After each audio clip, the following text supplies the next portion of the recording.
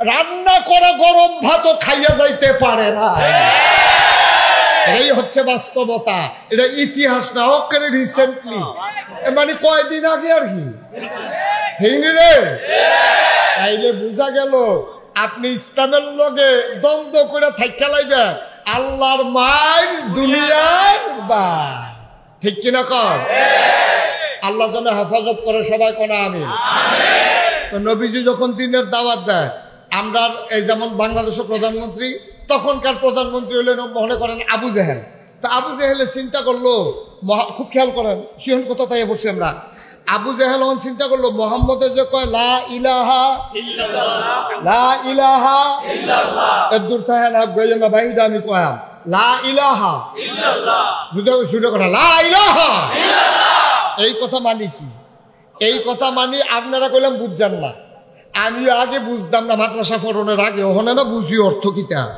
লা ইলাহা মানে কোনো ইলাহা, খেয়াল করেন, লা ইলাহা কোনো ইলাহা নাই। ইলাহ কারে কয়?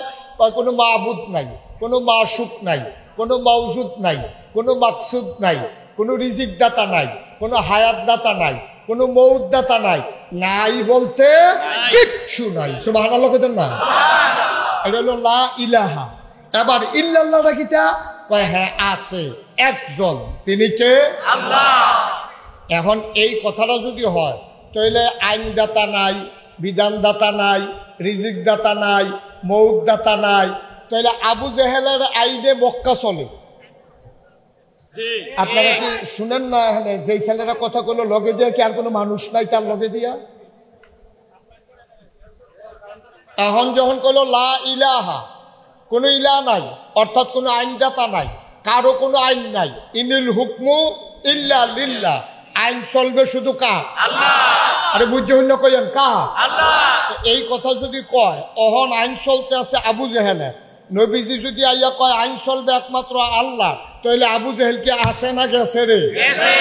এইটা তো তোমরা এটা বুঝছো না, আবু জেহেলে তো বুঝতে লিছে পড়ছো না, কারণ তো আরবি বুঝো, তো আরবি বুঝে দেখে বুঝতে লিছে। আরে লা ইলাহা ইল্লাল্লাহ তো লা ইলাহা ইল্লাল্লাহ না রে, লা ইলাহা ইল্লাল্লাহ মানে আমি আবু জেহেলের ক্ষমতা নাই। আবু জেহেলের ক্ষমতা নাই, আবু জেহেল কি মোহাম্মদের পক্ষে থাকবো? আমার কথা বলা পক্ষে থাকবো? যখন দেখছে বাংলাদেশে যারা ইসলামকে কায়েম করতে চায়, বাংলাদেশে যারা ভারতের আধিপত্য মেনে নেয় না, যারা বলে আইন চলবে একমাত্র আল্লাহর, ঘুম হত্যা সন্ত্রাস করে ক্ষমতায় থাকা যাবে না, ওই ইসলামী মানুষগুলো আলেম ওলামাগুলো যখন ওই তাদের বিরুদ্ধে দাঁড়িয়ে গেল, তারা চিন্তা করলো ক্ষমতার বিরুদ্ধে একমাত্র শক্তি হলো আলেম ওলামা, সুতরাং আলেম ওলামাকে থামিয়ে দাও, ঠিক কিনা বলো? এই জন্য আমরা দেখেছি ওই 13ই শাপলা চত্বরের ঘটনা ঘটেছে। এই বাংলাদেশে সন্ত্রাসী, লুটতরাজকারী, জানাকারী, ডাকাত, চুর, বদমাইশ যারা রডের বদলে ব্রিজও বাঁশ দেয়, কন্ট্রাক্টারের নামে আঙ্গুল ফুল্লা কলা গাছ হয়, নির্বাচনের আগে গাছতে রেখে দিতে ফাঁস করণের পরে তারে কাটলে পুরোটা গেরাম খাওয়ান যাবো, ঠিক নি রে? এই মানুষটি যখন দেখলো আরে এই হুজুর এটা ইমাম দিনের না দিনে খায়, তারপরে গিয়া কি কয় জানাজার কাফনের কাপড় উফুরলে বউয়ের লেগে ব্লাউজ বানাইলাম, তারপরে গিয়া এই মুর্দাটা গোসল করাইয়া সাবানটা হুজুরে দিয়া দেয়, আর এই হুজুরটা দিয়ে আমরা উফরে দিয়া কথা কয়। যখন দেখছে যে ওলামায়ে কেরাম এই দেশে স্বাধীনভাবে রাষ্ট্র ক্ষমতা পরিচালনা করতে গেলে ওলামায়ে কেরামদেরকে দামাইতে হবে, তখন এই বাংলাদেশের রাষ্ট্রীয় ক্ষমতায় মসনদে যারা আসীন আছে, সন্ত্রাসী, ডাকাত, চুর, বদমাইশ, শার্টের বোতাম খুলে বাজারে হাঁটে, তাদেরকে পুলিশ দেখে না, অথচ বাংলাদেশের জেলখানাগুলো আমার আলেম ওলামা দিয়া ভরে গেছে, ঠিক কিনা বলো? আমরা সেই দিন বলেছিলাম আমরা বিশ্বাস করি দিন মানতে গেলে মামলা হবে, হামলা হবে, জেল জুলুম নির্যাতন হবে, প্রয়োজনে জীবন দেওয়া যাবে, ইমান দেওয়া যাবে না। বৎসরামপুরের মানুষ রাজি আছো কিনা হাত তুলে দেখো।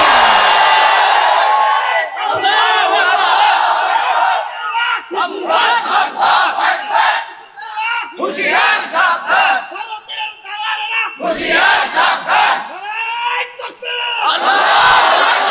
সবাই পড়েন আমিন। এটা আজ নতুন না, আবু জেহেলে বেড়াইয়া অসভ্য, এই অসভ্য এই কাম শুরু করছে নবীজির উপরে।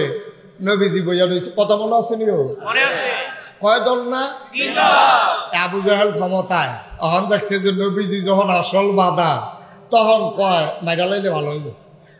তখন নবীজি বসে রয়েছে কাবা, কথা মনে আছে নিও, কাবা ঘরে হালান দিয়া নবীজি বইয়া রয়েছে।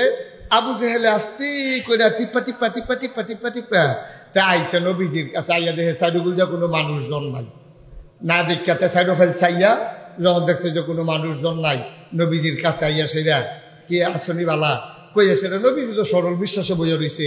হাতে গায়ের চাদরটা খুললা নবীজির গলার ভিতরে একটা ফেস দিয়া নবীজিরে ফাঁসি খাওয়াইয়া, নবীর চোখগুলা মনে হয় বেরো হয়ে যাবে, গালগুলো হয়ে গেছে লাল। নবীজি কানতে কানতে এরকম কোনো মতো সুইটটা তারপরে বাইতেছে, বাইতেইয়া কান্নাকাটি শুরু করছে, বাইতেইয়া কানতে আছে। নবীজি চুপ করে বসে আছে, কেউ তার কোনো কথা কয় না। এর ভিতরে নবীর চাচা ছিল আমির হামজা, সুবহানাল্লাহ কইতেন না, নবীর আমির হামজা নবীর চাচা। এবারে আবার শিকারিওয়ালা আছিল, হরিণ শিকার করতো, তারপরে রাজহাঁস শিকার করতো। এবারে এই খাবাগরের কাছে দায়িত্ব লইছে পরে এক বেরিস এই এক ভিক্ষুক মহিলা, এক কাজের মহিলা দেখে সে আমির হামজারের সামনে দিয়ে দাঁড়াইছে। দাঁড়াইয়া কয়, মোহাম্মদ তোমার কি হয়? কয় আমার বাতিজা। কয় কি আর তোমার বাতিজা, তোমরা রক্তের কোনো টান আছে? কেমনে সেট তুলন লাগবে শিক্ষা লিছে ভালো আর কি। আগে কি কও, আমার বাতিজা একটা ফুলের টোহা দিয়া মক্কায় কেউ থাকবো। কয় ফুলের টোহা তোমার বাতিজা তো মাইরে এলে চলেছিল। কয় কেড়াইরা? আবু জাহেল কয় থেকে কেউ হনো হনো গিয়া দেখে যে কাবা ঘরের সামনে দাঁড়াই রয়েছে। আবু জেহেলে মনে করছে নবীজির গায়ে আঘাত করার কারণে আমির হামজা খুশি হবে, কিন্তু রক্তের টান, বাপ নাই ভাতিজা, ভাতিজার লাগে কলজা বড়া মায়া। গিয়া সেটা কয়, আবু জাহেল ইয়া ইয়া শুনলাম তুমি বলে আমরা মোহাম্মদের উপরে চাদর দিয়ে একটা গলাত ফেস দিছিলাম, কথাটা কি সত্য? কই দিছিলাম গো, মনে তো করছিলাম বাইরে এলাইতাম ফারাম, ফারলাম না তো।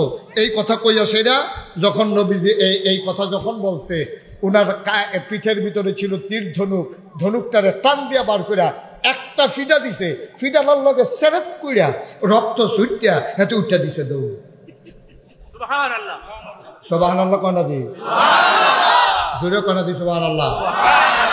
আবু জেহেলে ফিডা খাইয়া যখন দৌড় দিছে, আমির হামজা দৌড়ে বাইতেছে। ইসাকে বাজা কান্দিচ্ছা কারবার গড়াই লইছি, কান্দাকান্দি দরকার নাই, ঘটনা গড়াই লইছি। তোমারই দিছিল চাদর ধরে টান আর মাথা ফাটাইয়া ইয়া পড়ছি। আল্লাহ নবী, সুবহানাল্লাহ বলবেন না? কি নবী রে এটা, কি নবী এটা? আল্লাহর নবী চোখের পানি ছেড়ে দিলেন চাচাকে দেখে। চাচা জড়াইয়া ধরলেন, মাথাটারে বুকের ভিতরে নিয়ে কপালে চুমু খায়। আমির হামজা ডাক দিয়া কয়, ভাতিজা আমি প্রতিশোধ নিয়েছি, তুমি খুশি হয়ে যাও। আল্লাহ নবী চোখের পানি ছাড়া আর কান্দে, কয় চাচা আপনার এই প্রতিশোধে আমি খুশি হইতে পারি নাই। আপনি কার মাথা ফাটাইছেন এটা আমার দেখার বিষয় না, কার মাথা ফাটলো কার মাথা গেল এতে আমার কিছু আসে যায় না। আমির হামজা ডাক দেয়া কয়, ভাতিজা তোমার মায়ের প্রতিশোধ নিলাম। আমি তো প্রতিশোধ নেওয়ার জন্য দুনিয়াতে আসি নাই। কয় তাইলে কি করলে তুমি খুশি হবা? আল্লাহ নবী কয়, যদি আপনি কলমাটা পড়ে ফেলেন আমি খুশি হয়ে যাব। আমির হামজা কয়, ভাতিজা আমার তোমার মনের খুশির জন্য আজকে যা করা দরকার আমি তাই করতে প্রস্তুত।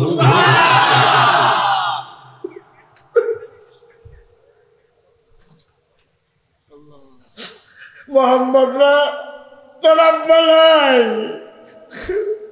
জন্মের আগেই তুই আব্বা হারাইছস, 6 বছর বয়সে মা হারাইছস, 9 বছর বয়সে তোর দাদাও হারাইছস। আমরা তোর জন্য কিচ্ছু করতে পারি নাই, তোর গায়ে আঘাত করেছেন, আমার কলিজা বলে নাই, আমি আবু জাহেলকে ছাড়ি নাই। আল্লাহ নবী কয়, চাচা আমি তো এত খুশি হব না, আপনি দয়া করে কলমাটা পড়লে আমি খুশি হই। আল্লাহ নবী যখন চোখের পানি ছেড়ে দিলেন, আমির হামজা একটা সেকেন্ড দেরি করলেন না, ভাতিজার হাত ধরে চোখে চোখ রেখে তিনি মুচকি হেসে পড়ে নিলেন, লা ইলাহা ইল্লাল্লাহু মুহাম্মাদুর রাসূলুল্লাহ সাল্লাল্লাহু আলাইহি ওয়াসাল্লাম। কয় দল? সচেতন শ্রোতা, কয় দল? এক দল হলো যারা ক্ষমতায় থাকে, যুগে যুগে তারা ইসলামের দুশ্মনী করেছে বেশি। মসজিদের মিম্বারগুলোতে ইমামদেরকে কথা বলতে দেয় নাই, ঠিক কিনা কয়? মসজিদে কি একটা বেড়াগিরি রে, মসজিদে ইমামরে কথা কইতে দেয় না, মাদ্রাসার ভিতরে শিক্ষকরে শিক্ষক করতে দেয় না। মনে হয় যেন সব কিছু এমন ভাবে মনে হয় যেন তারা ছাড়ার দুনিয়াতে মানুষ নাই। মনে রাখবা, এইভাবে বিরোধিতা করে, এইভাবে শক্তি প্রয়োগ করে কারো মনের ভিতরে জায়গা নেওয়া যায় না, ঠিক কিনা? একদল হলো ওই যারা ক্ষমতায় থাকে তারা ইসলামের বিরোধিতা করে। দুই নাম্বার হলো যারা টাকাওয়ালা। টাকাওয়ালা কেন বিরোধিতা করে? তারা বুঝা ফেলাইছে ইসলাম হলো এমন একটা ধর্ম, খুব খেয়াল করেন, ইসলাম হলো এমন একটা ধর্ম, এটার ভিতরে একটা বিধান আছে, এটার নাম হলো জাকাত। এটার নাম কি? জাকাত। আরে কি কইতাম রে, ও গুমা কইরা মেহনত করে টেহা করাই কামাই করাম আমি, আর হাজার শতে বিলে আড়াই টেহা কইরা বছরে একবার দিয়ালাউন লাগবে, তবে নিত্যা টেহা। এটা বুঝি কথাই রি, জিনিস কিনা ভাবি গলার দিব আমার বউয়ে, এইটাতে আবার টেহা দিয়ালাউন লাগবো গরিব মিসকিন রে, এইটা কি করবা? তখন ওই যারা টাকাওয়ালা তারা চিন্তা করছে ইসলাম যদি কায়েম হয়ে যায়, জাকাত নামক বিধান যদি প্রচলিত হয়ে যায়, তাহলে ধনীর টাকা চলে যাবে গরিবের পকেটে, আর গরিব যদি টেহা না দেয়, ধনী যদি টেহা না দেয়, জাকাত না দেয়, আইন করে দিলে এটা আদায় করবো। আবু বকরের মতো নরম মানুষটা নবীজির ইন্তেকালের পরে একতারা কইছে যে আমরা আগের মতো এমনি জাকাত দিতাম না, আপনাকে বুঝ করে দেন। আবু বকরের মতো নরম মানুষটা ফাল দিয়ে উঠটা কয়, এই সৈন্যবাহিনী রেডি হোক, যারা ইসলামের জাকাতের মতো বিধানকে অস্বীকার করে তারা মুসলমান থাকতে পারে, সুতরাং তাদেরকে ছাড়া হবে না। উমরে গিয়ে বুঝাইছে আবু বকর, এখন বোধহয় এই সত্য জায়গা যাওয়াটা ঠিক হইতো না, এমনি দুনিয়াতে নবীজি নাই, এর ভিতরে যদি আপনি এত গরম হইয়াছে জ্ঞান। না না না না, তারা যদি একটা যেই দড়িটা আগে দিত জাকাত, উডের লোকে যে দড়িটা, এই দড়িটাও যদি না দেয়, আমি আবু বকর মানি না। সুবহানাল্লাহ বলবেন না? ইসলামের কি বিধান দেখছেন? আমার কাছেও প্রথম আমার কাছেও চিন্তা লাগবে, মেহনত করে টেহা করাই কামাই করাম আমি, তো আড়াই টেহা করে দিতাম কিরে। আল্লাহ যে কি আল্লাহ ওই শুরুতে কইসলাম, ওনার জ্ঞান হলো অসীম, আমরার জ্ঞান হলো সসীম। আমরা দরজা লাগাই লাইলে বাইরে আর দেখি না, ডুব দিয়া লাইলে উফরে আর দেখি, ঠিক নি রে? দরজা লাগাই লাইলে বাইরে দেখে না, ডুব দিয়া লাইলে উফরে দেখে না, আর আন্দাজ রইতে তো খের কুইডা রে তো কিতা মনে করে দৌড় দিতেছিলেন যে বেহুশ নাতে, ঠিক নিও কথা যে একটা মনে পড়ছে দেখে কইলি তা কই এলাই। আমরা এলাকার একবারে গেছে খাগড়াছড়ি। কিশোরী রে না, তোটার আওয়াজের লেগে ওয়াজ করন যেত না রে। কিশোরী খাগড়াছড়ি একবারে গেছে বেড়াইতো, মনে করো বাঞ্ছারামপুরতে বেড়াইতে গেছে খাগড়াছড়ি। খাগড়াছড়ি আমি আবার 2-3 দিন আগে মাহফিল করে আইছি। খাগড়াছড়ি হইলো সব পাহাড় আর পাহাড়, পাহাড়ের সিফাই সিফাই মানুষের বাড়িঘর, আর পাহাড়ের সাইড পাহাড়ের মাঝখানে এরকম বিরাট গভীর গর্ত, হ্যাঁ রইল ফানি, এটারে কয় কুচি। কি কয়? পাহাড়ের কুচি কয়। হ্যাঁ লোকে মানুষ গোসল করে, হাত পাও দোয়, ফানি না খায়, এটা অনেক সুন্দর ফানি। তা আমরা বাঞ্ছারাম করতে যে একবারে গেছে, কখনো না গেছে, মনে রাখতে করলাম খাগড়াছড়ি যে কখনো না গেছে, এই বাঞ্ছারাম করতে যখন খাগড়াছড়ি গেছে, এবার আরে এই হগলে কইয়া দিছে, ভাই আপনি যদি কুচি চিনুনি, আরে কুচির কথা মনে আছে নি, যেই জায়গাটা একবারে হুক না ফানি ফানি, হ্যাঁ ফানি।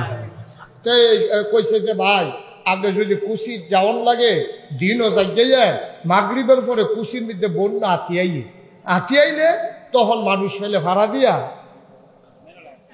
মারে নাকি করে কি ভাড়া দেয় আর কি। হ্যাঁ তো ভাড়া দেয়, এটা তো মানুষ ধর হাতির ভাড়া সহ্য করতে পারে, তো এমনি মরে যায় ভাই আপনি কোনো সন্ধ্যার পরে আর যাইয়েন না।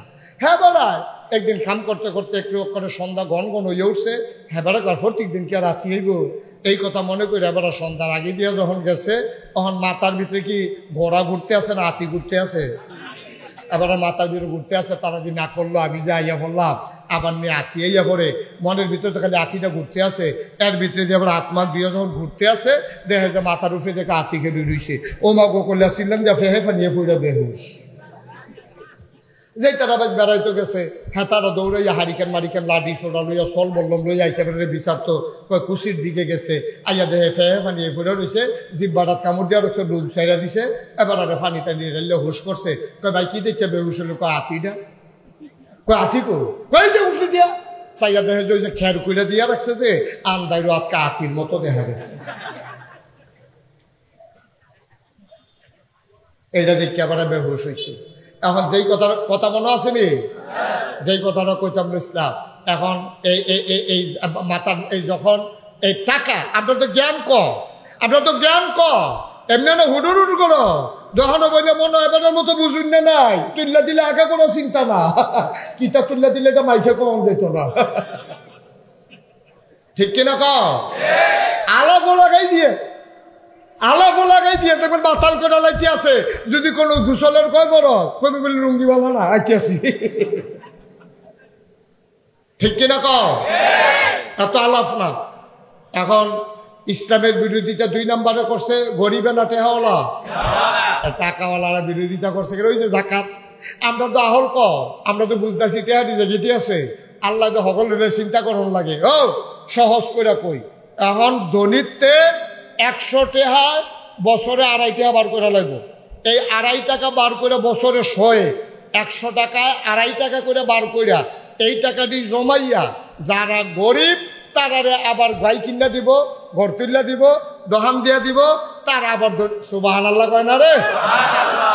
এই ইসলামের বিধানটা এত সহজ একটা বিধান, আমরা তারা এটা মানে না, কয় না না না না আমি কামাই করে টেহা করছি, আমি এবার টেহা দেন বিত্তা, কিন্তু এটা যে কত সুন্দর বিধান ছিল, আরো সহজ করে কইতে আছে। একবার আর হাই প্রেশার, কি প্রেশার? হাই প্রেশার কারে কয়? যার শরীরে রক্ত নাই। হাই প্রেশার কি রক্ত কম না বেশি রে? ফাড়ে ফাড়ে, এটারে কয় হাই প্রেশার। একবার রইল হাই প্রেশার, আরেকবার রইল রক্ত শূন্যতা। হাই প্রেশার হইল জাকাত যেবারায় দেউন না, জাকাত যেবারায় দিব এবারায় মনে করো হাই প্রেশার। অন হাই প্রেশারের গায়ের ভিতরে রক্ত কম না বেশি? তোমরার বিবেকে কি কয়? যার শৈল রক্ত তারে আরো 2 বোতল রক্ত দেওন নাকি 2 বোতল রক্ত খুলন? খুলন। এই বুঝা লইছো তো মাশাআল্লাহ। তাইলে যার গাও রক্ত বেশি হাই প্রেশার, তারতে 2 বোতল রক্ত খুললা লাইলে তার হাই প্রেশার থাকবো না কমবো? এখন এই রক্ত কি তা করো? এই রক্ত হইল এই যে আমরা দেশের রাজনীতিবিদরা গরিব মিসকিনের লেগে যায় আইসির, এটি তো খাইয়া বইয়া রইছে, খাবি খা খাবি খা, হগিন্নি বেডির লেগে বিস্কুট আইছে, হ্যাঁ বিস্কুট হাতে খাইয়া বইয়া রইছে। এখন এই যে হগিন্নি বেডির শৈল রক্ত নাই, আর হেবিডি যে রক্ত ফাড়ে ফাড়ে, এখন ফাড়ে ফাড়ে দিকে হেবিডিতে 2 বোতল রক্ত খুলছেন, আর এই রক্তটা এখন কি নদীত ফালাই দেওয়ার নাকি যার রক্ত কম তারে দেওয়ার? যার রক্ত নাই, যার রক্ত বেশি, যার রক্ত বেশি তারতে 2 বোতল খুলন, যার রক্ত কম মাথা ঘুরায়, বোয়াতে উঠলে দইরা উডন লাগে, আমরা হইলে ফইরা যায় এবিডিরে ওই হেই বেশি 2 বোতল রক্ত যদি দিয়া দেওয়া যায় এবিডির রক্ত শূন্যতা দূর হয়ে যাবে। এটার নাম হইল যাকাত। ধনীর সম্পদ নাও, গরিবের মাঝে দিয়ে দাও, ভারসাম্যতা রক্ষীরে বাঁচাও, রক্ত শূন্য রুগীরেও বাঁচাও, এটার নাম হইল যাকাত। সুবহানাল্লাহ। এটার নাম হইল ইসলাম। ইসলামী রাষ্ট্র যদি হয়, বাংলাদেশ যদি ইসলামী রাষ্ট্র হয়, কোরআনের শাসন কায়েম হয়, আল্লাহর আইন, সৎ লোকের শাসন বাংলাদেশে যদি কায়েম হয়, তখন কেউ যদি যাকাত দেউন না হয়, আপনার দেওয়ান লাগতো না, হিসাব কইরা কর্মচারী আপনার বাইতে আইয়া আপনার টেহা আদায় কইরা এই টেহা ডাহানিত না, বানসারামপুর আবার কারা গরিব তাদের মাঝে বন্টন করে দেওয়া হবে, ঠিক কিনা বলো? এটা নাকি সুবিধা না অসুবিধা? না সুবিধা কি সকলের লেগে অসুবিধা নেই, যাবার টেহা আছে হেবার যাইতে রে, হেবারও তো অসুবিধে। এই তারা চিন্তা করলো ইসলাম আইলে আমরা টেহারি দিয়া লাউন লাগবো, কাম লাগলে টেহা যাও, খেলা সুন্দর হোক, আটকাও ইসলামকে। এর ভিতরে নেতা হইল আবু লাহাব, তাইনে ছিল সুদের কারবারি, সুদের ব্যবসায়ী, তাইনে কয় টেহানে মোহাম্মদ থামা, টেহানে মামলা দে, হুজুর থামা, ঠিক কিরকম? হুজুর থামা, হুজুর সব আটকা, এটা বেশি বাইরে গেছে গা। ইন্ডিয়াতে মোদি আইব, হুজুর রাইডের বিরোধিতা করার কি আছে? কাম লাগলে বাফের মূর্তি বানায় হুজুর রাইডের বিরোধিতা করার দরকার কি? যখন ইসলামের, যেখানে ইসলামের সমস্যা, ইসলামের মৌলিক বিধানের উপরে যেখানে আঘাত এসেছে, আমার দেশের আলেম ওলামা সেখানে গর্জে উঠেছে, ঠিক কিনা বলো? এই জন্য তাদের বরদাস্ত হয় নাই। কয় দল লোকেরা বিরোধিতা করছেন? একদল হইল রাষ্ট্র ক্ষমতা, 2 নম্বরে টাকাওয়ালা, 3 নম্বরে হইল ওই সময়ে যারা ধর্মীয় নেতা ছিল, তারারও তো একটা ধর্ম আছিল, 360টা দেবদেবী আছিল, পূজা দৈন্য ব্রাহ্মণ আছিল, তারা হেতারা বিরোধিতা করছে। আচ্ছা, হেতারা বিরোধিতা করলো কোন দুঃখে? নবীও ধর্মের কথা কয়, হেতারাও ধর্মের কথা কয়, তো আরো নবীর লোকে মিললে না লাউনের কথা, তো হেতারা বিরোধিতা করে গেলে। হেতারা বিরোধিতা করার কারণ হইল প্রকৃত ইসলাম থেকে, প্রকৃত ধর্ম থেকে তারা দূরে সইরা তাদের ধর্মটারে তারা কামাই রোজগারের রাস্তা বানাই লেছে, ঠিক কিনা কও? আজও বাংলাদেশে এরকম একদল আছে নাকি না? আছে। আজকে একদল বাংলাদেশে এমন আছে, ধর্মটারে ব্যবহার কইরা, এটারে ব্যবহার কইরা কইরা, এটারে ইসলামটারে গজব কইরা, টুফি একটা মাথার দিয়া, দাড়ি কয়টা রাখিয়া, পাঞ্জাবি একটা গাও দিয়া, মনে হয় যেন কত্তরা হুজুর। এই কত্তরা হুজুরে এবারে কোরআন শরীফের আয়াত কয়, আবার গান, নাউজুবিল্লাহ কয় না তো, গানও কয়, মাঝে কোরআন শরীফের আয়াত কয়। তারা ইসলামের পক্ষে বিশাল শক্তি নিয়ে দাঁড়াইতে চায়। প্রকৃত ইসলাম কায়েম হোক, ওই ধর্ম ব্যবসায়ী যারা, তারা কখনো চাইতে পারে না, ঠিক না? আমরা যারা প্রকৃত ইসলামে বিশ্বাসী, আমরা তো মনে করি যে ইসলাম কায়েম হইলে ভালা, কিন্তু হেতারা কয় না না না না, আমরা যেটা আছি এইটা ভালা, ধর্ম যার যার, উৎসব সবার। এই কথা কি আপনারা মানেন? মানেন? ধর্ম যার যার, উৎসব আমার কথা কেন, ধর্ম যার যার, উৎসব তারার ধর্ম তারার, তারার উৎসব তারার। তবে প্রসঙ্গক্রমে বলে রাখি, এই বাংলাদেশে 5ই আগস্ট যখন নতুন করে আবার স্বাধীন হল, আমার পার্শ্ববর্তী দেশ থেকে বিভিন্ন গোয়েন্দা এজেন্ট এবং বিভিন্ন কুচক্রী মহল, তারা দেখেছে দেশটা সুন্দরের দিকে আগাইতেছে। এখন কেমনে কহেন দিয়া ফ্যাস লাগান যায়, কয়দিন পরে পরে একটা ফ্যাস লাগায়। 15 বছর ধইরা কোনো দাবি দেওয়া নাই, প্রায় এই সরকার আইতে পারছে না, 1 মাস হয়েছে না। আমরা লাখ কোটি শুকরিয়া জ্ঞাপন করছি, জেনে আমাদেরকে ঐতিহ্যবাহী, ঐতিহ্য ধন্য। মাইকটা যেন নয়েজ না দেয়। কয়বার বলতে হবে ভাই? আয়বপুর সাউতুল হেরা মহিলা মাদ্রাসার উদ্যোগে 3য় বার্ষিক ইসলামী মহাসম্মেলন উপলক্ষে আজ 12ই সেপ্টেম্বর, রোজ বৃহস্পতিবার, বরকতময় দিন শেষে অন্ধকারের চাদর যখন পৃথিবী ঢেকে দিয়েছে, মেঘ মুক্ত আকাশ, বৃষ্টি মুক্ত রাত যিনি আমাদের জন্য উপহার দিলেন, আলিশা বা আবুদের দরবারে অবনত মস্তকে সশ্রদ্ধ চিত্তে হৃদয়ের সবটুকুন আবেগ, উচ্ছ্বাস, ভালোবাসা, আকুতি কাকুতি মিনতি জমা করে মা আবুদের শিখানো কালেমা দিয়ে চিৎকার করে সবাই পড়ি আলহামদুলিল্লাহ। জনাব সাহেব সদর, আজকের এই মাহফিলের জনাব সভাপতি জনাব আল আমিন সাহেব, আজকের প্রধান অতিথি ডাক্তার রফিকুল ইসলাম খোকন, প্রধান মেহমান অ্যাডভোকেট মোহাম্মদ জিয়াউদ্দিন জিয়া, জনাব ডাক্তার এনামুল হক, সহসভাপতিবৃন্দ, দাওয়াতি মেহমান বৃন্দ, উপস্থিত বিভিন্ন রাজনৈতিক নেতৃবৃন্দ, বিশেষ করে জামাত ইসলামীর বিভিন্ন পর্যায়ের নেতৃবৃন্দ, জাতীয়তাবাদী দল বিএনপির বিভিন্ন পর্যায়ের নেতৃবৃন্দ, উপস্থিত এই এলাকার বিভিন্ন মসজিদের ইমাম সাহেবান, ওলামায়ে কেরাম, মুরব্বিয়ানে আযম, কলিজার টুকরা যুবকেরা, পর্দার আড়ালের মা বোনেরা, সবার প্রতি আমার আবারও আন্তরিক সশ্রদ্ধা সালাম। আসসালামু আলাইকুম ওয়া রাহমাতুল্লাহি ওয়া বারাকাতুহু। সবাই পড়ি আলহামদুলিল্লাহ। এই যে মুরব্বি, এই যে ঘুরে বসেন, ঘুরে বসেন। আমি যে বলছিলাম আলহামদুলিল্লাহ কোন, কই আসছেন আপনি? পড়েন আলহামদুলিল্লাহ, জোরে পড়েন, আরো জোরে পড়েন সুবহানাল্লাহ, বলেন আল্লাহু আকবার। শুকরিয়া আদায় করলাম কার? করব কার? করে যাব কার? লস না লাভ? কম না বেশি? প্রমাণ আছে নাকি নাই? আমার আল্লাহ রাব্বুল আলামিন কোরআনুল কারীমে কত সুন্দর করে ওয়াজ করে দিলেন। আল্লাহ বলেন, লা ইন শাকারতুম লা আযীদান্নাকুম।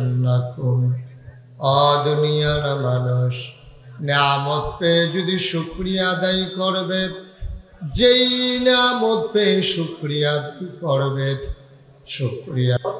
একটা প্রোগ্রামেও ভালো করে কথা বলতে পারি না আপনাদের হট্টগোলের কারণে, আওয়াজের কারণে। লোক তার চাইতে বেশি হলে আওয়াজের তো দরকার নাই। লোক হয়েছে আলহামদুলিল্লাহ। আপনারা বসেন, কথা শুনেন চুপ করে, কোনো আওয়াজ করেন না, তাইলে কিছু কথা শোনা যাবে ইনশাআল্লাহ।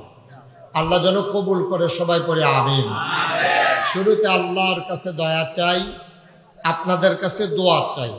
আল্লাহ যেন আমার মুখ দিয়ে সেই কথাগুলো বের করে দেন যেগুলো আমার জন্য দরকার এবং আপনাদের জন্য দরকার। সবাই পড়েন আমিন।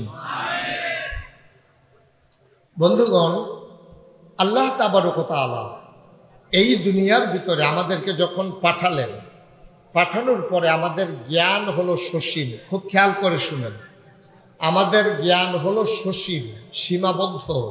মাইকটা একটু কমাই দেন। আমাদের জ্ঞান একেবারেই সীমাবদ্ধ।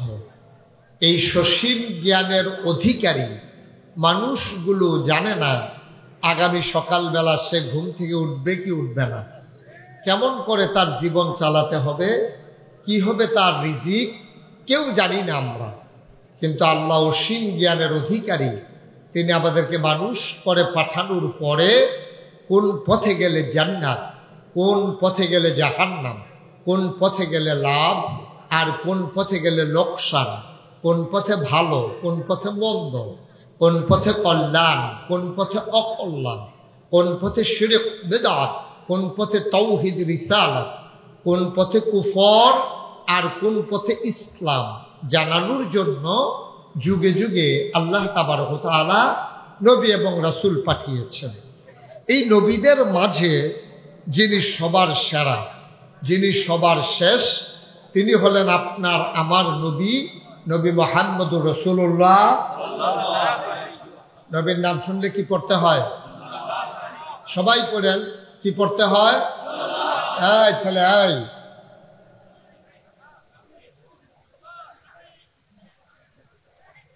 নবীর নাম শুনলে কি পড়তে হয়?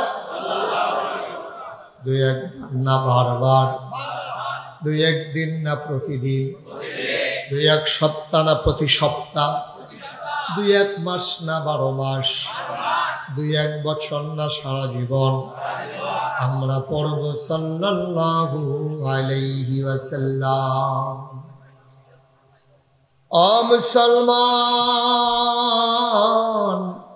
মন দিয়ে শুনো রে ভাই, ১,৫০০ বছর আগে সেই ক্রমধারায় যিনি নবী আসলেন, তিনি আপনার আমার নবী, নবী মুহাম্মদুর রাসূলুল্লাহ সাল্লাল্লাহু আলাইহি ওয়াসাল্লাম। আল্লাহর নবী, তিনি যখন দ্বীনের দাওয়াত দিলেন, তিনি নবুয়ত প্রাপ্ত হলেন একা মানুষ। তার দিনের দাওয়াত পেয়ে সর্বপ্রথম ইসলাম গ্রহণ করলেন ওনার বিবি আমাদের আম্মা মা খাদিজা রাদিয়াল্লাহু তাআলা আনহা। বলেন সুবহানাল্লাহ। আম্মাজান খাদিজা সর্বপ্রথম ইসলাম গ্রহণ করলেন। ক্রমধারায় এই মুসলমানের সংখ্যা আস্তে আস্তে আস্তে আস্তে আস্তে আস্তে বাড়তে শুরু করলো। হযরত আবু বকর সিদ্দিক, হযরত আলী রাদিয়াল্লাহু তাআলা আনহু, সুমাইয়া রাদিয়াল্লাহু তাআলা আনহা, হযরত খাব্বাব রাদিয়াল্লাহু তাআলা আনহু, এমন করে দলে দলে মুসলমানের সংখ্যা বাড়তে শুরু করলো। বলেন সুবহানাল্লাহ। কাফেররা নবী যখন দাওয়াত দিলেন লা ইলাহা ইল্লাল্লাহ, সবাই পড়েন লা ইলাহা ইল্লাল্লাহ, নবী দাওয়াত দেওয়ার পরে কাফেররা কি খুশি না বেজার? কথা কোন, খুশি না বেজার? সাংঘাতিক বেজার। কাফেররা এই লা ইলাহা ইল্লাল্লাহর অর্থ বুঝতো, এই বুঝার কারণে তারা সাংঘাতিক বেজার হলো। আরেকটা কথা মনে রাখার বিষয় হলো যে নেন ভাই, আপনি আসেন, এসে ওয়াজ করেন। আপনার 3 বার ডাক দিছি আপনারে, কয়বার বলা যায় একটা কথা? দেখে ওয়াজের পরিবেশ রাখছেন আপনারা।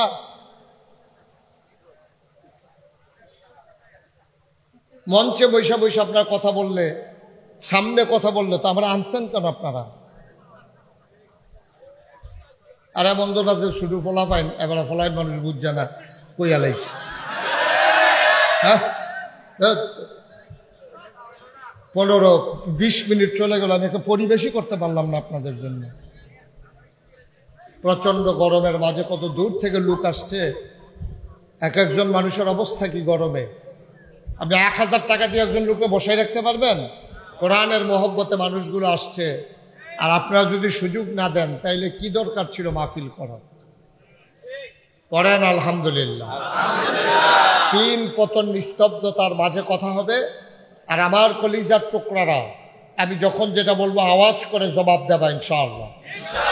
মঞ্চে যারা আছেন সবাইও জবাব দিয়েন, অমনোযোগী হইয়েন না, এদিক সেদিক তাকাইয়েন না। বলেন সুবহানাল্লাহ, বলেন আলহামদুলিল্লাহ, আল্লাহু আকবার, সবাই করা আমিন। নবী যখন দ্বীনের দাওয়াত দিলেন, সর্বপ্রথম যেই বাক্যটা দিয়া, কলমাটা দিয়া দাওয়াত দিলেন, এটা হচ্ছে লা ইলাহা ইল্লাল্লাহ মুহাম্মাদুর রাসূলুল্লাহ। এখন এই কলমা দিয়া যখন নবীজি দাওয়াত দিলেন, সর্বপ্রথম যারা ইসলামের দিকে ঝুঁকলো তারা হলো গরিব মানুষগুলো, অসহায় মানুষগুলো। মক্কায় ধনী মানুষগুলো ইসলামের পথে প্রথমে আসলো না, প্রথমে আসলো গরিব, অসহায়, বংশ ছাড়া, দুর্বল, এইরকম মানুষগুলো, কৃতদাস, গোলাম, এই মানুষগুলো প্রথম ইসলাম গ্রহণ করলো। ইসলাম গ্রহণ করে দলে দলে লোক যখন বাড়তে শুরু করলো, সর্বপ্রথম তারা চিন্তা করেছিল কাফেরেরা যে এইভাবে যদি মুসলমানের সংখ্যা বাড়ে তো ধমক দিলে, টিটকারি মারলে, মস্কারা করলে হয়তো সেই মুসলমান আর থাকবে না, আস্তে করে শেষ হয়ে যাবে। কিন্তু তারা টিটকারি মেরেছে, তারপর আপনার গালাগালি করেছে, মানুষের উপরে টোকটাক নির্যাতন করেছে, মানুষের সাথে খারাপ ব্যবহার করেছে। তারপরে মুসলমানের সংখ্যা দিন দিন কি কমতেছে না বাড়তেছে? মুসলমানের সংখ্যা দিন দিন বাড়তেছে। তখনকার জমানায় একটা সংসদ ছিল, সংসদটার নাম হলো দারুন নাদওয়া। আমাদের যেমন বাংলাদেশে সংসদ ভবন আছে, ভারতে যেমন আছে লোকসভা, ব্রিটেনে আছে পার্লামেন্ট, আমেরিকাতে আছে হোয়াইট হাউস। তৎকালীন জমানায় মক্কার কাফেরদের যে সংসদ, এটার নাম ছিল দারুন নাদওয়া। এই দারুন নাদওয়ায় তারা মিটিং ডাকল, ইমার্জেন্সি অ্যাসেম্বলি কল করলো, তাদের জরুরি অধিবেশন। সবাই মিলে পরামর্শ করলো যে মুসলমানের সংখ্যা যেভাবে বাড়তেছে, এখন কি করা? টিটকারি মারলাম, মস্কারা করলাম, কোনোভাবে তো মুসলমানের সংখ্যা কমতেছে না, এখন কি করা? সবাই মিলে সিদ্ধান্ত নিল।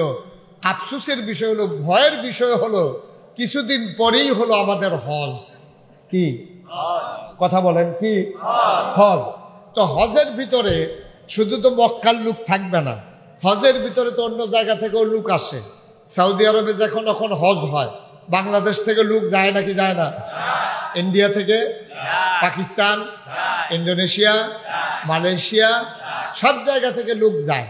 তৎকালীন জমানায় এত দূর থেকে যেত না, কিন্তু জাজিরাতুল আরব, মক্কা ভূখণ্ডের চতুর্পার্শ্বে যারা ছিল, সিরিয়া, ইরান, ইরাক, পারস্য, তায়েফ, বিভিন্ন শহর থেকে, আবা, আল কাসিম, এই বিভিন্ন শহর থেকে মানুষ, মদিনা, দলে দলে লোক আসতো মক্কায়। মক্কায় আইসা তারা হজ করত। এখন তারা মিটিংয়ে বৈশা চিন্তা করতেছে যে আরে আগে তো নবীজি মোহাম্মদ বললে না, কি বলতে হয়? ওই একজনেও তো কইলেন না মোহাম্মদ। আগে তো দিনের দাওয়াত দিছে ঘরে ঘরে, মক্কার নগরীতে।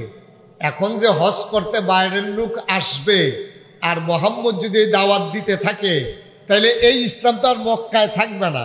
ইসলাম চলে যাবে সিরিয়া, ইসলাম চলে যাবে তায়েফে, ইসলাম চলে যাবে মদিনায়, ইসলাম চলে যাবে ইরাকে, ইসলাম চলে যাবে ইরানে। এটা নিয়ে তাদের মারাত্মক টেনশন। সবাই মিলে এখন চিন্তা করলো এখন কি করা যায়। এখন সবাই মিলে একটা বুদ্ধি করছে। কয় কি বুদ্ধি? কয় ইসলাম যেন এই মক্কার বাইরে যেতে না পারে। মক্কায় যেই যেই রাস্তা দিয়া লোকগুলা ঢুকবে, যেমন আপনাদের এই গ্রামের নাম কি? আইয়ুবপুর। এখন আইয়ুবপুর গ্রামে এই ঢুকার মতো কয়েকটা রাস্তা আছে। এখন মক্কায় ঢুকার মতো কয়েকটা রাস্তা ছিল। কাফেরারা সিদ্ধান্ত নিছে প্রতিটা রাস্তার মুখে মদিনার লোকজন যেদিক দিয়ে আসে এদিকে একদল, সিরিয়ার লোক যেদিক দিয়ে আসে, তায়েফের লোক যেদিক দিয়ে আসে, নানান জায়গায় দলে দলে আমাদের লোকজন দাঁড়াই থাকবে। যারাই হজে আসবে তাদেরকে বলা হবে, ভাই আপনি হজে আসছেন ভালো কথা, আপনারা কয়জন আসছেন? কয় আমরা তো মনে করেন যে আমরা তো আসছি 50 জন। আপনারা কি 50 জন যে আইছেন সবাই লইয়া যাইতেন চান, নাকি 2-4 জন রাখা যাইতেন চান? কবে এটা কি কথা কইলেন? আমরা হজে আইছি তো সবাই নিয়ে যাবো না আবার ফিরত? 2-4 জন রাখা যাবো কি করতে? 2-4 জন লোক যদি রাখা যাইতেন না চান, তাহলে আমরা 10 জন জাদুঘর বাড়ছি। নাউজুবিল্লাহ, আস্তে কর, জোরে কর নাউজুবিল্লাহ। আমরা 10 জাদুঘর বাড়িছে। এবার আর কথার ভিতরে এমন জাদু, বউয়ে যদি এবার আর কথা শুনে যাবে তেল করে দিকে, বাহে যদি এবার আর কথা শুনে ফুটের তেল করে দিকে, ভাই যদি এটা কি হলো ভাই, ভাই যদি কথা শুনে তাইলে ভাইয়ের থেকে আলগা হয়ে যায়। এইরকম আজব এক জাদুঘর। নাউজুবিল্লাহ বলবেন না? এখন কি করা? আপনারা যখন ঢুকবেন এই পাগলের কাছেও যাবেন না। তো ওনারা জিজ্ঞেস করছে, ভাই পাগলের কি নাম? তাই পাগলের নাম হলো মোহাম্মদ সাল্লাল্লাহু আলাইহি ওয়াসাল্লাম। Thank you. সবাই কইয়েন, এই ধুম দুটা ডিব্বা যেমন বইয়া থাকে বাঁচবেন কয় বছর? কইয়া দিয়ে মরে জিজ্ঞা আমিন ক। এই জাদুকরের নাম কি? মুহাম্মদুর রাসূলুল্লাহ। এই মাশাআল্লাহ এখন একটা পরিবেশ হইতে আছে। নবীজির নাম শুনলে আমার জন্য অপেক্ষা করেন না, এটা আমরা সবাই বলে দেব মুহাম্মদুর রাসূলুল্লাহ সাল্লাল্লাহু আলাইহি। এখন সবাই যখন এই কথা বলছে, এটা তো টেনশনের বিষয়। আচ্ছা ঠিক আছে, আমরা কেউ কাছেও যাব না, তার কথাও শুনবো না। এই তোমরা সব সাবধান থাকবা, জিগাইবা যার লোকের কথা কইবা নাম কি জিগাইবা। যদি হলো যে মোহাম্মদ, এবার আর কাছেও যাওয়ার দরকার নাই। এই কথার পরে হজ শেষ। হজের কাজকর্ম যখন শেষ হয়েছে, তখন একজন আরেকজনের কয়, ভাই আবার বাচ্চা আইলে না মক্কা শরীফ আইতাম। আইসি যখন ওই যে ফাগলের কথা কইছিল, এক নজর দূর চাইয়া যাইতাম। আইসিয়ে যখন ফাগলটা চাইয়া যাই, আর আইনা না, সুবহানাল্লাহ বলবেন না? আর আইনা নাই, ফাগলটা দূর চাইই যাই। এই কথা কই আসে না।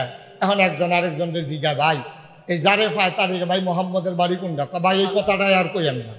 বাংলাদেশেও দেখবেন এখন যে মাহফিলটার ভিতরে লোক আছে, যদি এই মাহফিলটার সাইডে একটা ফাগল থাকতো, দেখবেন হ্যাঁ 2 গুণ লোক থাকতো, বেরিয়ে চাইতে হইল ফাগল ফাগল টেবিলে ফাগল। আবার ফাগলের কিছু সাংকেতিক চিহ্ন আছে, দেখবেন কোন ফাগল কি কইলে সেতে এইটা দেখবেন। আবার এই ফলাফাইন জানে তো হেতারে গিয়ে এটা কয়, তো হেতে একটা গালি দেয়, চিল্লান দেয়, এই জমছে আর কি খেলা। নাউজুবিল্লাহ বলতেন না? আমি এক মাহফিলে গিয়া দেখি বিরাট লোকজন, আর এই ফাগলে একটা চিল্লান দেয়, আমি কইছিলাম তাই কে রে, কয় তারে গরম জিলাপি কইলেতে সেটাও গরম জিলাপি কইলে তার সাথে উঠতে যায় টেবিলে একবার গরম জিলাপি খাইতে লিয়া জিব্বা ফুটা লাইছে। অহন তার জিলাপি দেখলে শুনলে তার রাগ উঠতে যায়। এখন তারা মনে করলো পাগলের প্রতি একটা কিউরিসি আছে, পাগল দেখার জন্য মানুষের মনে একটা আগ্রহ আছে। এখন মদিনার যারা মুসলমান, বিভিন্ন দেশের যারা মুসলমান, তারা যারে পায় তারই জায়গায় ভাই এই মোহাম্মদ যে একটা পাগল বাড়ি গুন্ডা, আরে হ্যার কথা আর কই না গরজামাই থাকে নাউজুবিল্লাহ না, কথা তো সত্য কইছে, একটু টিটকারি বাইরে আর কি। নবীজি তো থাকে আম্মাজান খাদিজার বাড়িতে। এখন সবাই ঘর দেখাই দিছে, সবাই মিল্লা পাগল দেখতে গেছে। যাওয়ার পরে দেখে যে একজন লোক ওই বাড়ি থেকে বের হয়ে আসতেছে। দেখা বলতে ভাই এই বাড়িতে নাকি একজন পাগল আছে। কয় কিরকম? কয় আমরা শুনলাম এখানে একজন পাগল আছে। তো যখন দেখছে যে লোকটা আসছে, ওনার সুন্দর দাড়ি, কি সুন্দর ওনার চোখের ভ্রু, কি সুন্দর তার চোখের পাতা, কি সুন্দর তার কপাল, কি সুন্দর তার হাস, সুবহানাল্লাহ কয় না। ওনারে জিজ্ঞাসা ভাই এই ব্যক্তি পাগল আছে? কয় কোন বাড়িতে? কয় এই বাড়িতে। কয় পাগলের নাম কি? কয় মোহাম্মদ। কয় আমিও তো। সুবহানাল্লাহ বলবেন না? পাগলের কি নাম? কয় মোহাম্মদ। কয় আমিও তো মোহাম্মদ। কয় আপনি পাগল? সুবহানাল্লাহ বলবেন না? কারিমিয়া পাগল দেখলাম সারা জীবন চুলগুলো উস্কু খুস্কু, দাড়ির ভিতরে জট লেগে আছে, 15 বছর ধরে গোসল নাই, খাটাসের গন্ধে লগে দিয়ে আর রমজানা বুতাম থাকলে 5টা এর ভিতরে আছে 2টা লাগাই রাখছে কোন ইচ্ছা করিয়া। তারপরে লুঙ্গি যায় একটা পেন্সিল, এইটাও সাইডুকুল দিয়া সিরা। এই কারবার হলো পাগলের। লোক বড় বড় মুসের কারণে ঠোঁট দেখা যায় না, আর আপনি পাগল। এখন সবাই মিল্লা কইতে আছে আপনি যদি পাগল হন তাহলে আমরা যারা আপনারা দেখতাম আইছি আমরাও পাগল। সুবহানাল্লাহ কইতেন না? নবীজি ডাক দিয়া কই পাগলামি যেমন তেমন পাগলামি না, এটা ইচ্ছা করলে হয়ে যাওয়া যায় না। যার আলাদা বুঝা টুজা আয়ার এই পাগল হইতে হলে প্রথমে যে কলমা পড়তে হবে লা ইলাহা ইল্লাল্লাহ মুহাম্মাদুর। এখন সব মিল্লা গেছে আলগা জায়গা গিয়েছে রাখো ভাই। এখন তো লোকটারে দেখলাম যে তো পাগল মনে হয় না। উনি যেই কথাগুলো আমরা কি সবাই একমত? তো সবাই মিল্লা একমত হয়েছে। আমরা সবাই একমত আছি, আমরা রাজি আছি, কোনো টেনশন নাই। সবাই মিল্লা আবার নবীজির কাছে আসছে, আয়সা বলতেছে ইয়া রাসূলুল্লাহ, ইয়া হাবিব আল্লাহ। সুবহানাল্লাহ বলবেন না? ও আল্লাহর নবী হাতটা বাড়িয়ে দেন দেখি। আল্লাহর নবী হাত মোবারক বাড়িয়ে দিলেন। মানুষগুলো নবীর হাতে হাত রাখলেন। সবাই মিলে নবীর দিকে তাকায় কয় আপনার মতো সুন্দর মানুষ যদি পাগল হয়, এত সুন্দর চেহারা, এত সুন্দর যার কথা, এত সুন্দর যার হাসি, গায়ের ভিতরে জান্নাতি গন্ধ, সুবহানাল্লাহ কয় না? এই মানুষটা যদি পাগল হয় আপনি হাতটা বাড়াইয়া কলেমা পড়াইয়া আমাদেরকেও পাগল বানাই দেয়। নবীজির সাথে সাথে পড়াই দিলেন লা ইলাহা ইল্লাল্লাহু মুহাম্মাদুর রাসূল।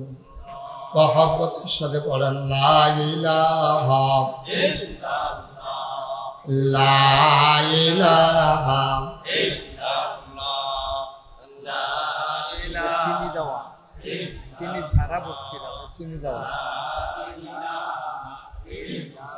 জোরে জোরে লা ইলাহা, আরো জোরে লা ইলাহা,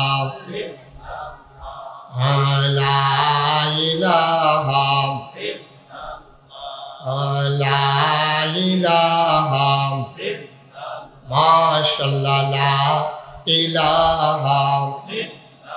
আসমান জমিন গায়রুল্লাহ, পাহাড় পর্বত গায়রুল, আসমান জমিন গায়রুল্লাহ, পাহাড় পর্বত গায়রুল। শুধু তুমি মাবুদ এক আল্লাহ, লা ইলাহা ইল্লাল্লাহ, লা ইলাহা, লা ইলাহা ইল্লাল্লাহ, লা ইলাহা ইল্লাল্লাহ।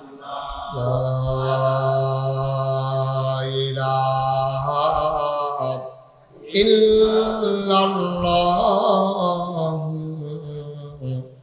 মুহাম্মাদুর রাসূলুল্লাহ সাল্লাল্লাহু আলাইহি ওয়াসাল্লাম। সবাই পড়েন আলহামদুলিল্লাহ। বন্ধুরা আমার, ভাইরা আমার, মুসলমানের সংখ্যা মক্কা ছেড়ে যখন বাইরে ছড়িয়ে পড়ল, মক্কায় সংখ্যা হয় দিন দিন আস্তে আস্তে বাড়তে শুরু করলো।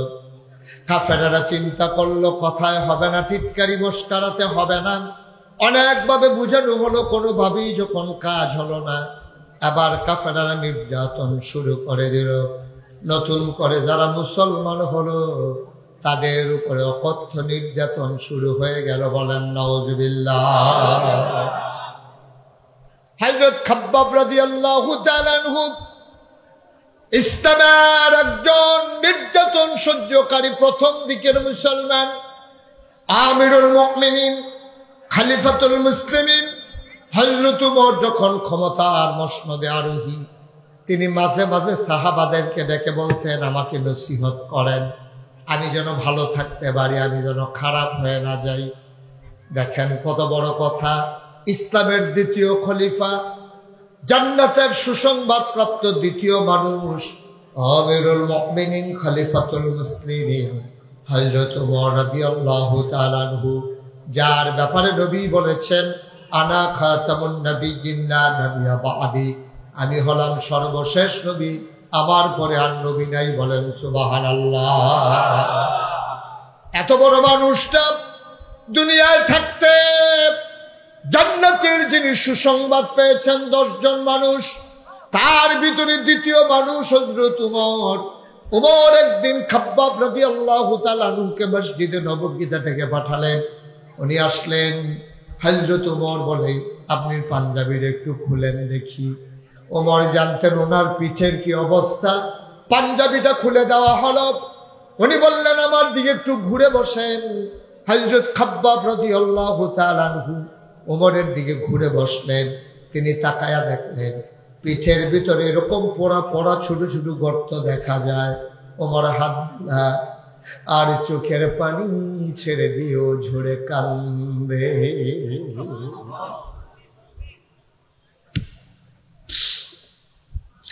একটা মানুষের পিঠ এত অসমতল, জায়গায় জায়গায় শুধু গর্ত, আর গর্তগুলো মনে হয় কোচকে আছে। এটি কেমন গর্ত? হযরত ওমর হাত বুলায় গর্তের ভিতরে আঙ্গুল দেয় আর নিজে চোখের পানি ছেড়ে দিয়ে কান্দে। তিনি ডাক দিয়ে, খাব্বাব, আপনার পিঠের অবস্থা এমন হলো কেমন আমাকে জানান। হযরত খাব্বাব কয়, আমারে উমাইয়া, ওই যে উমাইয়া আমার যিনি মালিক ছিল, আমি যখন এক আল্লাহ বলে ডাকতাম, আর আমার যারা ওই মালিক ছিল, আমার যিনি মনিব ছিলেন, তিনি আমাকে যখন পিটাইতেন, পিটাইতে পিটাইতে যখন রক্তাক্ত করে ফেলতেন, দিনের আলো যখন থাকতো না, তখন তিনি কতগুলো লাকড়ি আগুন ধরাইয়া কয়লা বানাইয়া জ্বলন্ত কয়লার উপরে লম্বা করে আমারে শোয়াই দিতে। জ্বলন্ত কয়লাগুলো আমার পিঠের ভিতরে ঢুকে যেত। আমি কোনো মতে পায়ের হাতের উপরে ভর দিয়া পিঠ উঁচু করতে চাইতাম। আমার মালিক বড় বড় পাথর এনে আমার পেটের উপরে, আমার বুকের উপরে চাপা দিয়া রাখতো, আর আগুনে পুড়ে পুড়ে অঙ্গার গুলা, জ্বলন্ত কয়লা গুলা গর্ত হয়ে আমার পিঠের ভিতরে ঢুকে যেত। এই সেই গো পোড়া দাগ। এভাবে আমি নির্যাতন সয়েছি।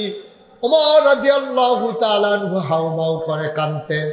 ওরা বেলালের উপরে আক্রমণ করলো, খাব্বাবের উপরে আক্রমণ করলো। তারা মানুষগুলো নানান ভাবে যখন নির্যাতন করতেছে, আর দিনে মুসলমানের সংখ্যা বাড়তেছে, আবার আবু জেহেল টার্গেট নিলেন আমার নবীর উপরে তিনি আক্রমণ করবেন। বলেন নাউজুবিল্লাহ। আল্লাহ নবী কাবার কিনারে হেলান দিয়ে বসে আছেন। খুব খেয়াল করো, নবীজি কাবার কিনারে হেলান দিয়ে বসে আছেন। এমন সময় এই আবু জেহেল আইসা নবীজির সাথে দাঁড়াইছে। এখন আবু জেহেলের সাথে নবীজির কোনো ঝগড়া নাই, কোনো বিবাদ নাই, টাকা পয়সার কোনো লেনদেনও নাই। তারপরে আবু জেহেল আইসা নবীরে ডাক দিয়া দাঁড় করাইছে। এখন প্রশ্ন হলো, আবু জেহেল কেন নবীকে মারতে যায়? মনে রাখবেন, গোটা পৃথিবীতে যত নবী এবং রাসূল এসেছেন, নবী এবং রাসূলরা আসার পরে নবী এবং রাসূলদের 3 দল মানুষ বিরোধিতা করেছে, এবং আমাদের যিনি নবী ওনারও বিরোধিতা করছে 3 দল মানুষ। কয় দল? কথা কনা দেখি, কয় দল? 3 দল মানুষ। আকারে আদমের সময় তো আর মানুষ ছিল না, আমাদের আব্বা আদম বাচ্চা গেছে। নূহ আলাইহিস সালাম থেকে শুরু হয়েছে একেবারে ঈসা নবী পর্যন্ত 3 দল মানুষ এই নবীদের ইসলামের আল্লাহর বিরোধিতা করছে। আজকে এই 3 দল মানুষকে আমরা চিন্না রাখাম কেড়াই দরকার আছে নাকি নাই? এই 3 দল মানুষ কেড়া, এটা আমরার ভিতরে আছে। তখন আমি কোয়া শুরু করাম, আপনারা দেখবেন নামও কইয়ালিতে ধরবেন তেদো এই আইতে আছে। কয় দল? আরে মনোযোগ নাই রে। কয় দল? 3 দল মানুষ। ইসলামে প্রচন্ড গরম না? আমি বুঝতে পারছি, আমি কম সময়ে ছেড়ে দেবো ইনশাল্লাহ। এই যে 8 নম্বর যাত্রী বসো। যখন লাল কার্ড দেখাই দেন টের পাইবা ঘটনা কি যাইতে আছে। বয়া দাও ফাউল করে। কয় দল না? কথা না, কয় দল? 3 দল মানুষ নবীজির বিরোধিতা করছে। 1 নম্বরে হইল যারা তখন ক্ষমতায় ছিল। তো তখন যারা ক্ষমতায় ছিল তাদের নেতা ছিল আবু জেহেল। কি নাম? না কথা না, কি নাম? তো আবু জেহেল কেন বিরোধিতা করলো খুব খেয়াল করেন। সিহন কথা কইলে বুঝবেন, বুঝানোর ভিতরে আমি মাশাআল্লাহ খারাপ না, ভালোই। অনেকে কইছে, কই হুজুর আপনার ওয়াজ যে তারা না বুঝে তার আর ওয়াজ হইন্ডা লাভ নাই। আমি যেমন কোনা কাঞ্চি মেরে গেল, যে যেই রকম খাইতে পারে সেই রকম একজন একজন করে উঠতেছে কেন? কি হয়েছে? চুপ করে একটু কথা শুনো। আমি এই খাউন্না আনতা যে খানা দিতাম পারি, মনে করেন দুধের বাচ্চা, তো তারে তো আর ভাত দেওয়ান যেত না, তারে ফিডারে বড়ে দুধ দেওয়ান লাগবো। তো কোনো মতে দুধ ছাড়াইয়া মাত্র কিছু কিছু খাইতে পারে, তারে ডাইলের পানি দিয়ে কষালম দিয়ে ঠিক নিও। এরপরে যারা শক্ত খায় খাইব, অক্কেরে যারা নরম, দাঁত নাই, সমস্যা, কাম লাগলে বদনার ভিতরে বইরা নল দিয়া